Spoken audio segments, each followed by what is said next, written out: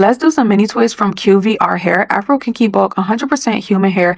This is going to be in the color 4/30, and I'm so excited. These are going to be 20 inches. This is the hair we're going to be using. I love the color, and I'm so excited to get started. This is how the bulk hair comes, and this is how you want to separate it when you try to get a piece to start on your mini twist. Make sure that you're holding the bulk hair with your left hand fairly tightly to separate the small piece that you need with your right hand.